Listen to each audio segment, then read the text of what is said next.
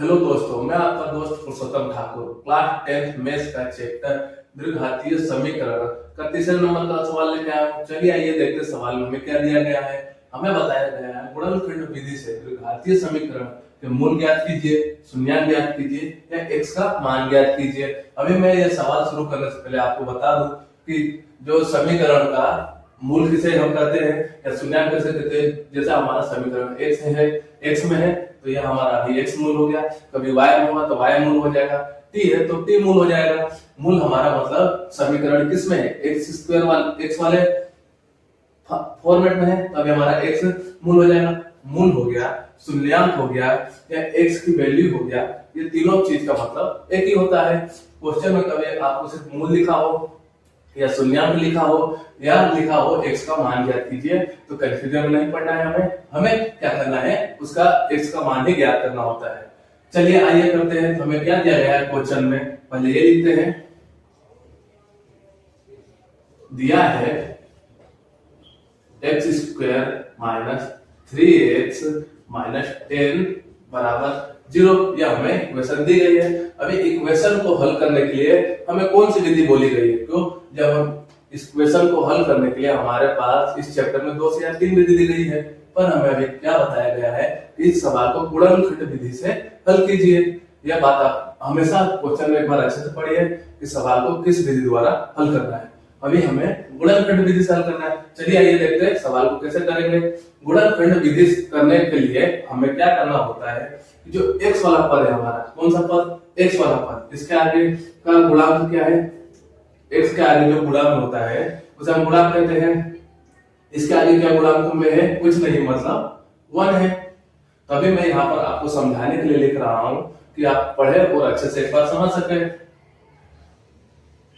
हमें क्या सबसे पहले करना होता है कि एक्स स्क्वायर का गुणांक क्या है, तो हम लिखते हैं एक्स स्क्वायर का गुणांक इंटू हमारा एक्स स्क्वायर का गुणांक इंटू अचर पद।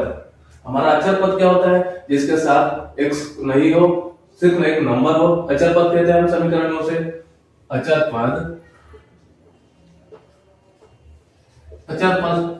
हमने क्या देखा, हमारा एक्स स्क्वायर का गुणांक यहाँ पर क्या है, 1 है, तो 1 लिख देते हैं। इंटू हमारा अचर पद क्या है, 10 है, तो 10 लिख देते हैं। बराबर क्या करते हैं, हमारा आएगा 10 आए इस इक्वेशन के हिसाब से।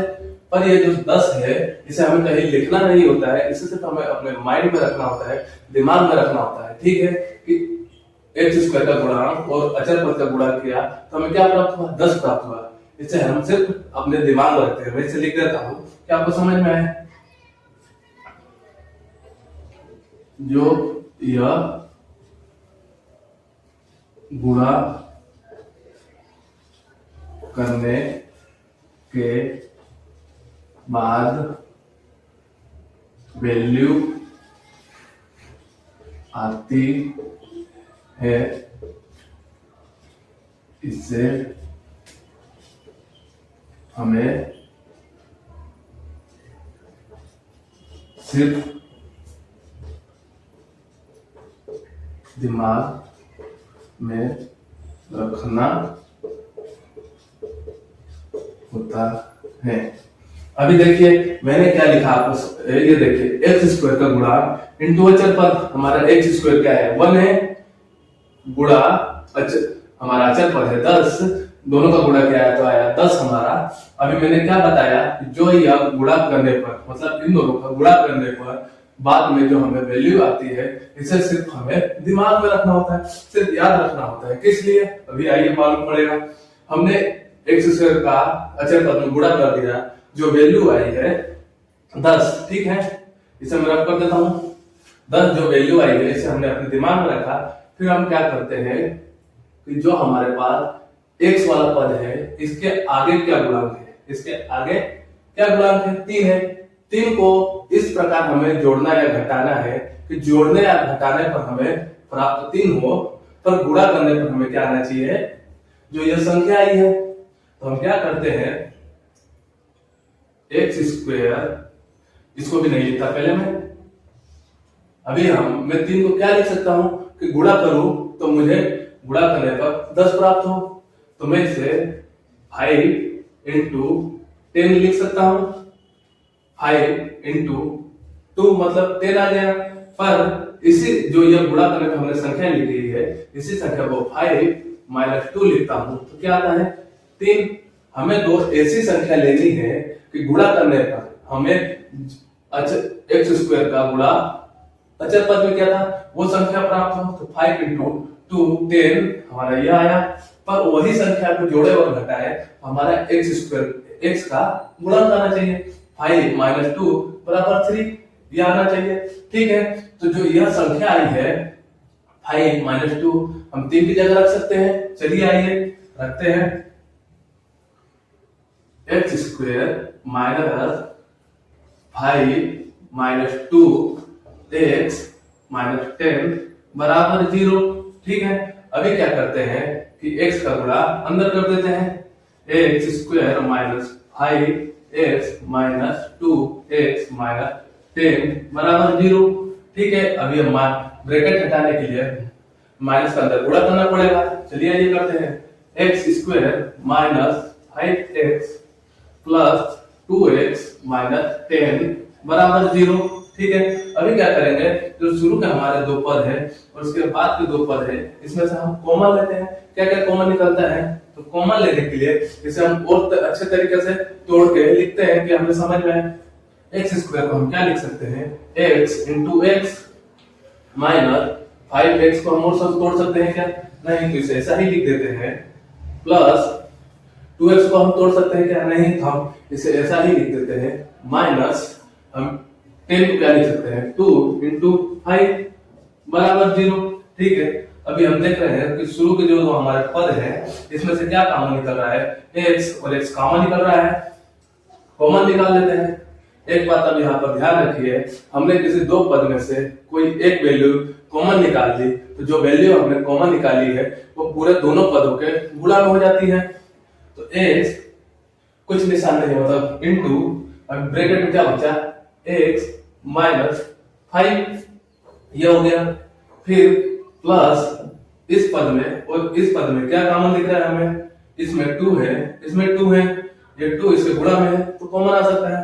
तो हमने कॉमन लिया 2 इंटू हमें ब्रैकेट में क्या बचा x माइनस 5 बराबर 0। ठीक है, अभी ये पूरे पद में हम देख रहे हैं हमारे पास x माइनस 5 गुणा में है, ये दोनों पद गुणा में है, ये दोनों पद गुणा में है, तो इन दोनों को हम कॉमन ले सकते हैं। चलिए आइए, तो मैं x माइनस 5 कॉमन ले लेता हूं। x माइनस 5 मैंने कॉमन लिया तो मुझे क्या मिला x प्लस 2। चलिए आइए, x प्लस 2 बराबर 0।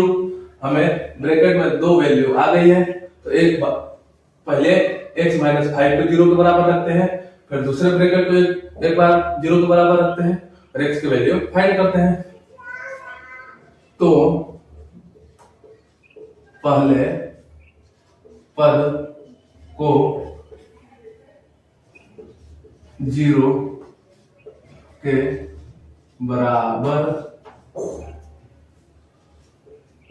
लेने पर क्या है हमारा पहला पद यह हो गया हमारा पहला पद, यह हमारा हो गया दूसरा पद।